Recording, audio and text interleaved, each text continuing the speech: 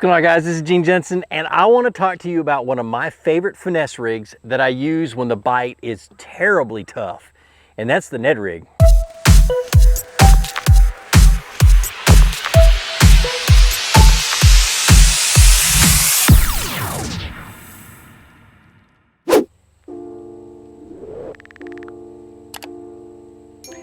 All right, so the Ned Rig is a great finesse rig. It's one of those baits that really, when the bite is tough, that's what I'm gonna go to first. It used to be the shaky head, it used to be the drop shot, now it is the Ned Rig, because this thing not only does it catch a lot of fish, it catches any fish. I've caught catfish and walleye and all kinds of other stuff on one. It's just a fun bait or a fun rig to fish. And what I wanna talk about is all the ins and outs about the Ned Rig for anybody, really. All right, so the first thing is, what's the equipment? What is a Ned Rig? Basically, a Ned Rig, originally known as the Midwest Finesse Rig, and now they call it the Ned Rig. The original one that I fished was the Z-Man Ned Rig, which is what this is right here. It is a finesse shrooms jig head.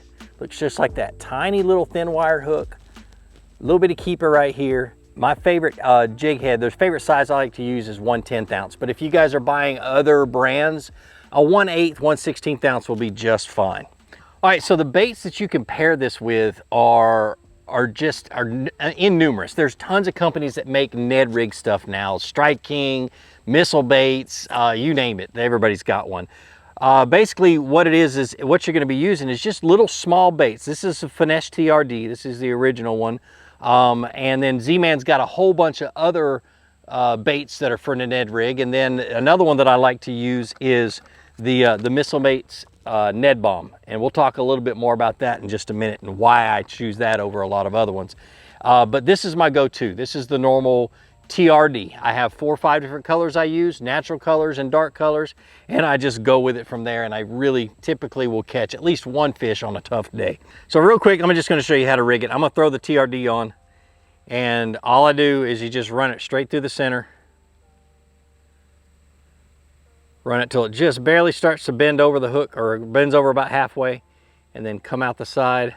Try to keep it as straight as you can, and then just push it up on here. And if you want this to last all day long, the good thing about the Z-Man plastics is they're Elastec, and they last a long time, plus they float a lot, and we'll talk more about that later on. But you can glue it. Just pull it back just a little bit, and put a drop of super glue on and push it back up, and it'll glue on there, and it will last all day long, and you know, tons and tons of fish. You can have a blast with it. But anyway, that's how you rig it. Pretty plain and simple. Some of you are going to ask about the weedless ones with the weed guards. I don't typically use those because I miss a lot of fish on them. So I almost always just use this and just risk getting hung up. But to me, it's no big deal, I guess. But anyway, all right, so let's talk about rods and reels. All right, so the rod is pretty critical. This is a technique and a rig that you do not want to fish on a bait caster. You're throwing really light baits with really light line, and a bait caster is just going to be nothing but issues trying to cast it. So a spinning rod, medium light or a medium spinning rod. I prefer a medium. This is a 7-foot 3-inch, which is probably the maximum length that I would throw, but it's a 7-foot 3-inch medium. It's a 13 fishing fake black. The reel is either going to be a 2,000 to a 3,000 spool reel. I prefer a 3,000 size spool just because it performs better with really light line or really light tackle. But with braid, I've noticed that it really doesn't make much of a difference to me. If I was putting full fluorocarbon on a reel or full mono, I would want to have a larger spool just because there's a lot less issues with that when you're fishing ultralight stuff and light techniques. Line. I got a 20-pound test main line. This is Seaguar Smackdown, attached by an FG knot to a fluorocarbon leader. This is Seaguar Gold Label 8-pound test fluoro, and I tell you, this FG knot right here. If you guys are scared of learning how to tie this knot, all I have to say is it's one of those knots that it's difficult to learn, but once you get it down, you will not use another connecting knot. So I recommend that even if you feel like you're as dumb as a football bat, I recommend that you guys sit down and learn how to tie this knot, because it has been nothing but wonderful since I sat down. It took me about 2 days of tying it, and I busted my butt to be able to learn it, but it's been well worth the effort. All right, so let's take this out on the water. I want to show you guys the 3 different techniques that I use the most. I want to show you guys the different places that you'll fish them, and I really want to talk about the details about how to fish the Ned Rig. So stay tuned, let's go fishing.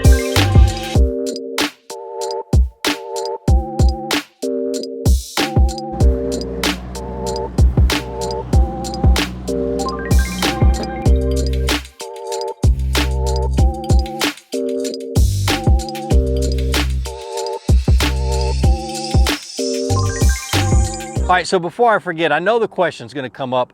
When do you use an Elastec, a high floating, really buoyant Elastec bait over a normal plastisol like the missile baits Ned Bomb?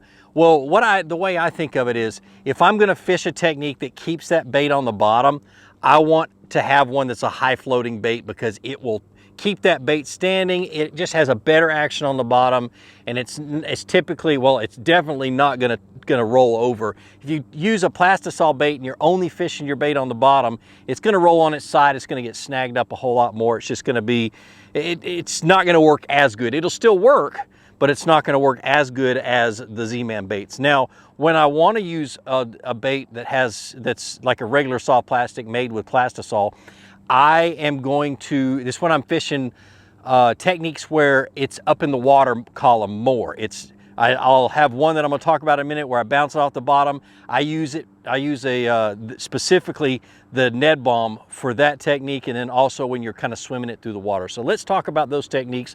The first one is the one that I use when it's tough in the summertime and the fish are on the bottom, and it is my only bottom technique that I use with a Ned Rig. All right, so the technique is basically as slow as you possibly can. You let that 1/10 ounce weight jig head fall to the bottom. This is not a technique where you want to fish it around cover, like in grass or in brush piles. Just a flat spot where the bluegill, where the bluegill would be spawning, and just a shallow flat is what I'm looking for. But I let it sink to the bottom, and I'm literally just dragging it on the bottom, but I'm doing it with the rod. So look how slow I'm reeling. This is a 5:3-to-1 or 5:2-to-1 gear ratio reel. And I want to keep that little light bait with that Ned Rig on the bottom. And what it's doing is it's going along the bottom, you're snagging little places on the bottom, and that bait's just popping up, and it's swimming like this, and it's popping up. And it's as that weight hits, it literally goes twink, and it pops up in the bass's face, and they will pick it up no matter what. It is a heck of a cool reaction bite. And then all you do for the hook set is you just reel into them, and then you just tighten up. Okay, so that's one way. All right, so for these next 2 techniques, I'm gonna switch over to the Ned Bomb. And I'm gonna show you why. Now, when the Ned Bomb is swimming through the water, you see that little flat tail right there? It gets you a lot of vibration, and it gives you some rock as it's falling or as it's swimming. Okay, and so the first technique next technique that I'm gonna talk about is the lift and drop, okay, or a lift and glide. You hear it called several different things, but same thing. You cast it out, let it sink to the bottom, and if I just got a bite, I'm gonna be laughing. All right, and a lot of people would think that it's like a lift and then you drop your line back down to a slack line. That's not what this is. You're gonna literally lift it up just a little bit. You're just gonna lift it up a foot, maybe a foot and a half, and then you're gonna leave it lifted, okay?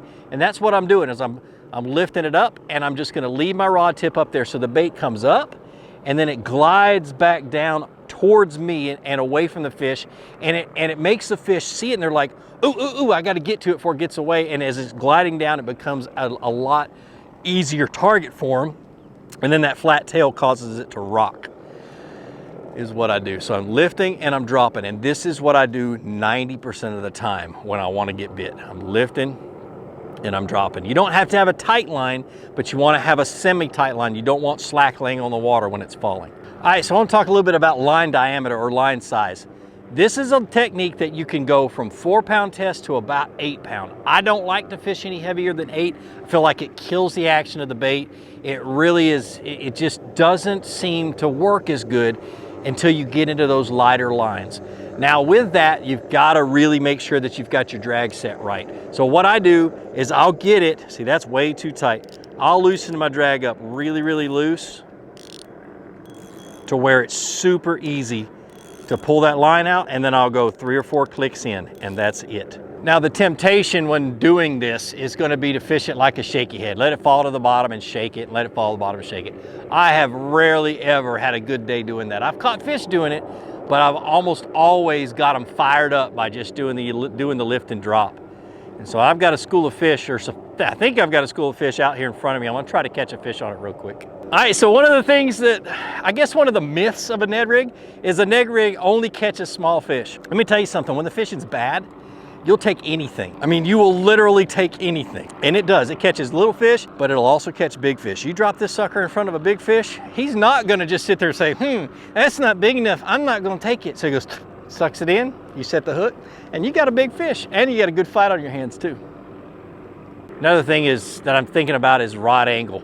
If you notice, I don't have my rod pointed at the bait. I have my rod up at about 10 or 11 o'clock, and I'm literally only moving it about a foot. And that way you feel the bite, you can make a good hook set, but another thing is it just doesn't mess with the action much. It doesn't mess with that fall.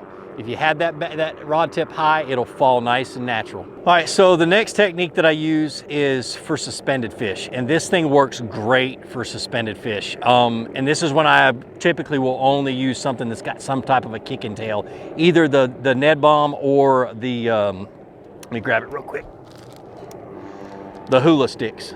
Something that's got a little tail on it that's gonna make a little bit of action when I'm swimming it. Because basically, you figure out what depth the fish are at, you count your bait down to that depth, and as soon as it gets that depth, you just start to reel really slow. Let me show you guys. Well, first of all, let me show you what I do to a Ned bomb before I cast it out. One of the little tricks that nobody's gonna show you, but of course I will, is I take that tail on that Ned bomb, and I take my rusty stickers, or scissors, there we go, I need to grease those up, and I give it a little snip right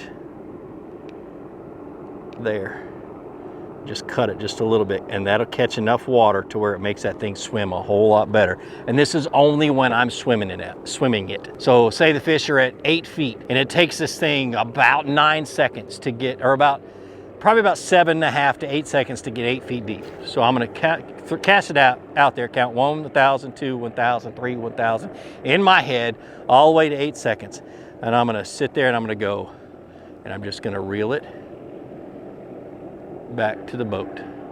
Maybe pop a little bit, but usually I'm just gonna reel it fairly slowly, trying to keep it down at that depth, all the way back to the boat, through those fish, and a little bitty bait that swims really well, that doesn't have a ton of action. When they're suspended like that, they're gonna hit. Now, some of the areas that you can fish, or some of the bodies of water you can fish, this thing works great in rivers, especially smallmouth rivers. I'll put on this, let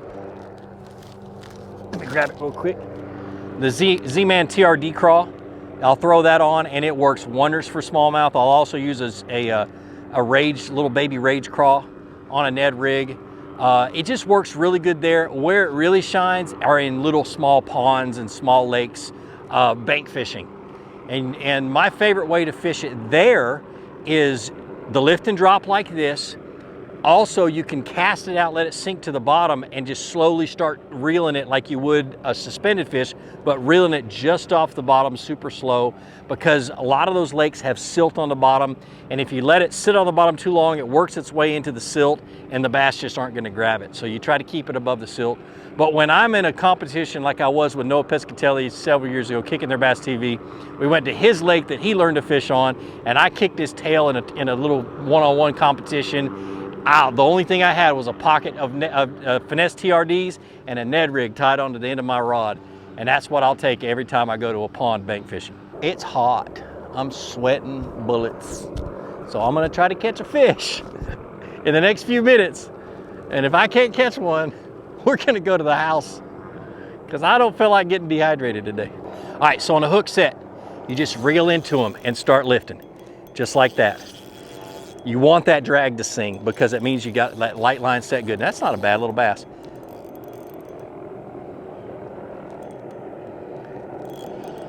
And then take your time, especially with those big ones. Now, I've got 8-pound test fluorocarbon on there. I typically will run 6 to 8, but you just want to take your time and let them play themselves out. Look at that son of a gun. He's a good little fish.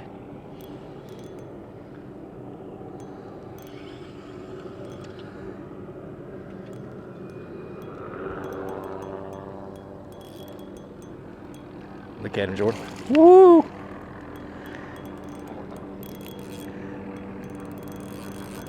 He ain't ready to come in.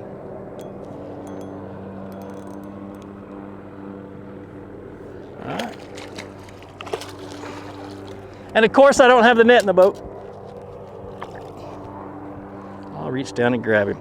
That hook is so light, such a light wire hook, you literally don't have to set the hook hard. You just pull it snug, and the tip will grab, and then it'll eventually get in there and get him good. So there he is. Let me stand up and get some good, pretty pictures for you. All right, we're gonna let him go. See you, brother. Let's go catch his girlfriend. All right, so I talked a little bit about how this rig is not for brush. It's not for brush piles and grass and that kind of stuff. You're just gonna get hung up too much. Yeah, you can try to use the weed guard, the ones with the weed guard, and they work pretty good, except I just don't get a good hook set with them, ever.